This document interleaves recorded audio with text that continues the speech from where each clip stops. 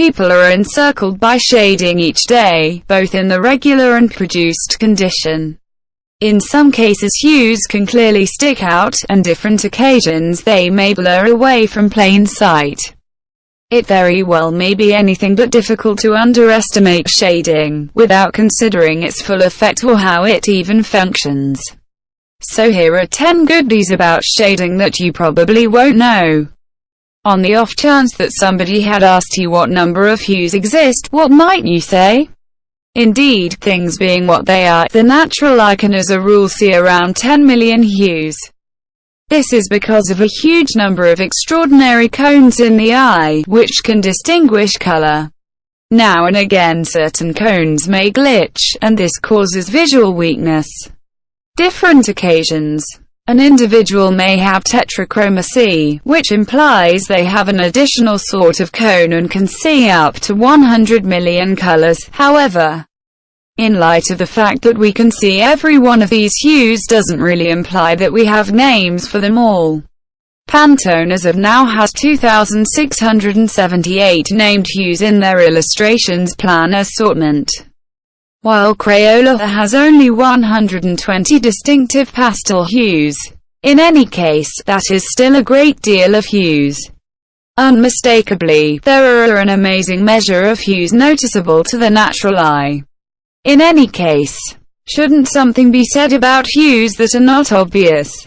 The unimaginable, or taboo, hues are hypothesized to be a blue-yellow blend, and a red-green blend that natural eyes can't see. In the eye, there are neurons that are actuated after observing red or yellow. In any case, the non-attendance of red or yellow shows that green or blue is available. Like a light switch, they can't be both here and there simultaneously, and hence can't see both red and green, or blue and yellow, in a similar space. Basically, red and green counterbalance one another, while blue and yellow drop each other out. In 1983, researchers Hewitt Crane and Thomas Piantanida looked to do the outlandish, and figure out how to see these illegal hues. Utilizing eye-following innovation, they held red, green, and blue, yellow, striped paper consistent before volunteers' eyes. The volunteers expressed that the lines between each shading started to blur away, as the hues converged into one new shading. Clearly, these new hues were novel to such an extent that the volunteers couldn't name or depict them. In spite of the fact that there are such a significant number of tones, tints, and shades, individuals can typically separate and classify them. Red is a shade of red, blue and green are both cool hues. Be that as it may, a few societies have different methods for depicting hues. On the off chance that they portray them at all, in the 1970s, scientists Paul Kay and Brent Berlin worked together with evangelists from the Summer Institute of Linguistics to accumulate information on shading jargon over the world.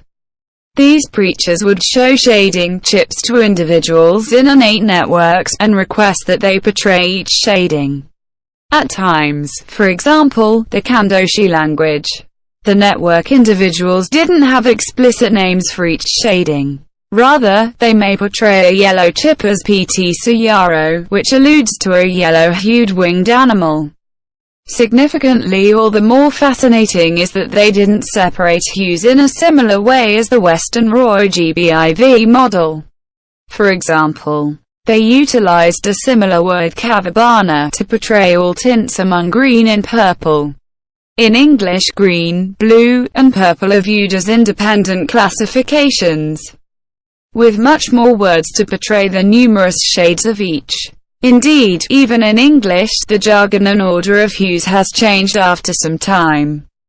Numerous individuals most likely accept that the citrus natural product was named orange because of its lively shading, yet it was quite opposite way around.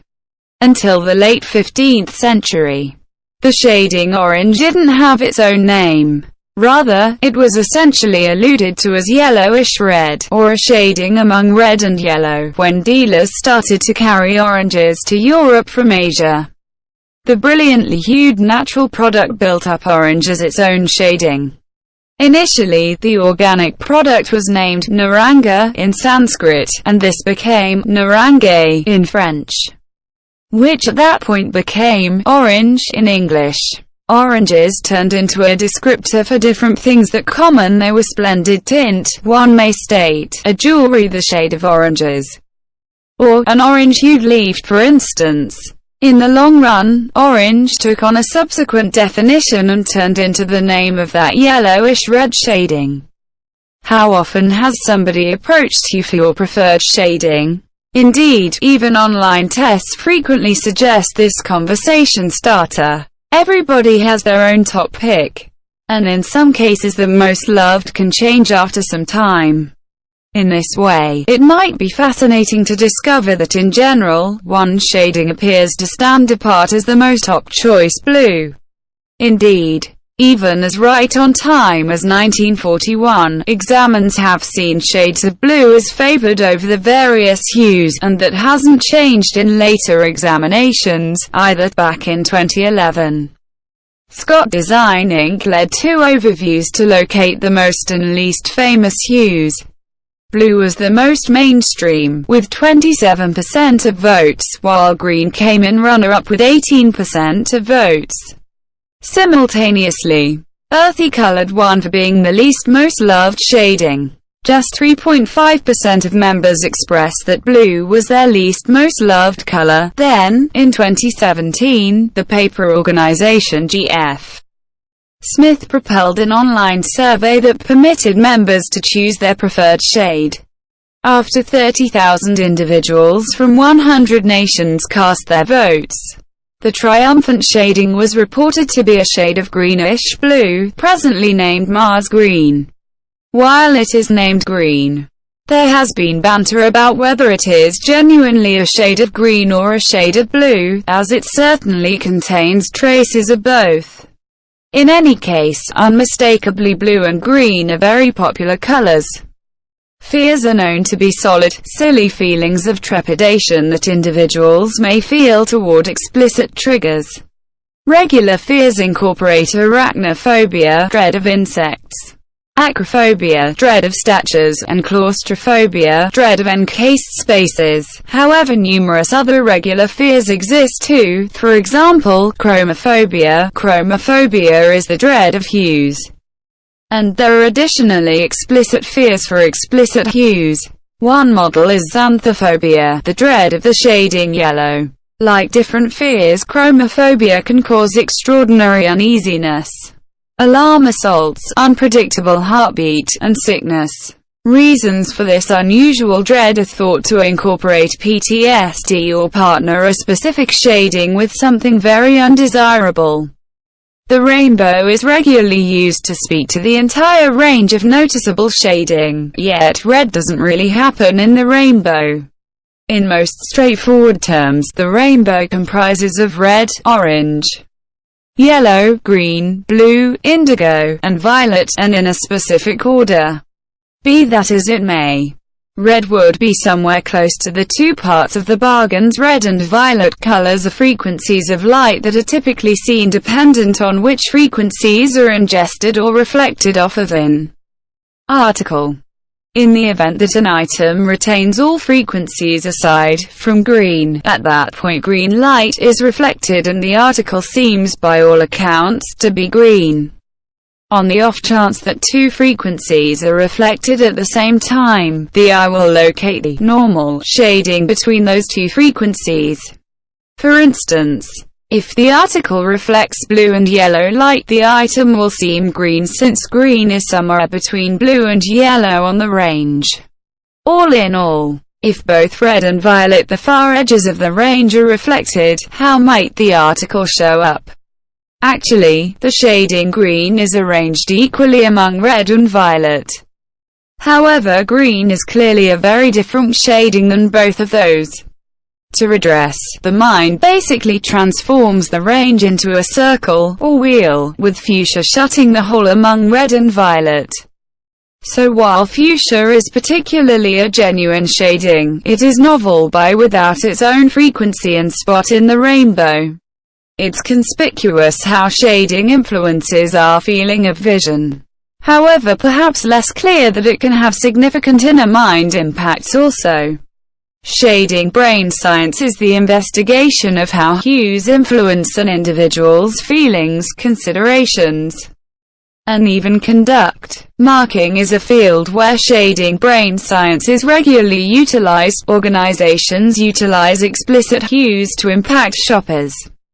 For instance, red and yellow can really animate an individual's craving, and cause them to feel hungry.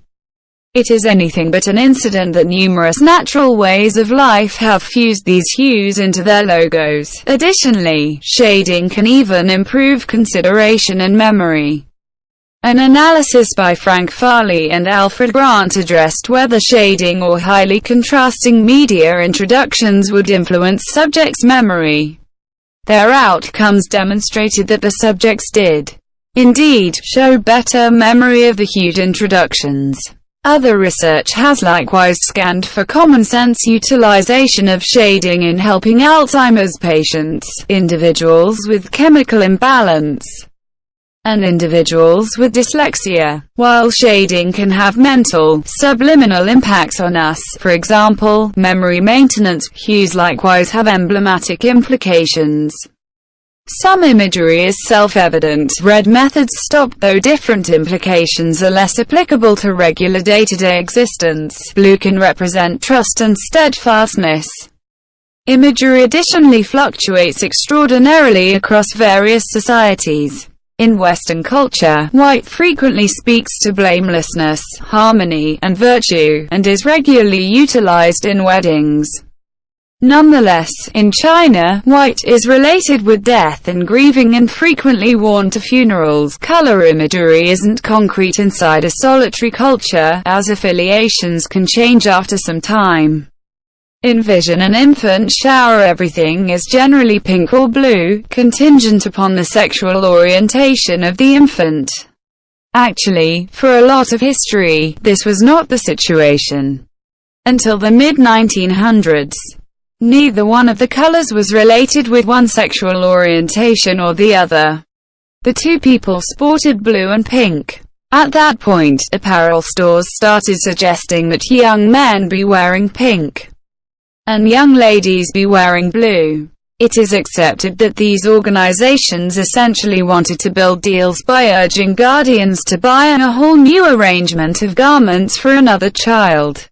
Already, little fellows and young ladies were dressed the same, and it was common sense to utilize a similar arrangement of garments, starting with one youngster then on to the next. Afterward, during the 1940s, things were flipped as blue turned into the standard for young men, and pink for young ladies. After some time, these affiliations stuck are as yet ordinary today. One fun shading truth is that consistently, Pantone picks a particular tint to be shade of the year. This convention started in 2000 with the shading cerulean blue, and consistently from that point forward has had its own novel shading. For 2020, that shading is a shade of blue called Classic Blue. The executive director of Pantone, Leatrice Eiserman, portrayed the shade as pervaded with a profound reverberation. Pantone 19-4052 Classic Blue gives a securing establishment, a limitless blue reminiscent of the huge and unbounded night sky, urges us to look past the conspicuous to extend our reasoning, moving us to think all the more profoundly.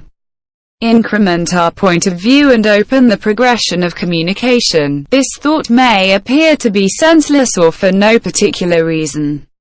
However, it really has an effect on patterns in configuration, design, and promoting.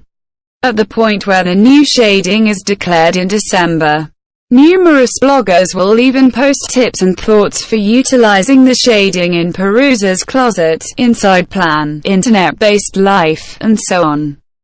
So don't be shocked on the off chance that you notice a great deal of exemplary blue this year. Obviously, it may be increasingly suitable for the shade of the year to be PP blue, as there is absolutely a ton of that around the present moment.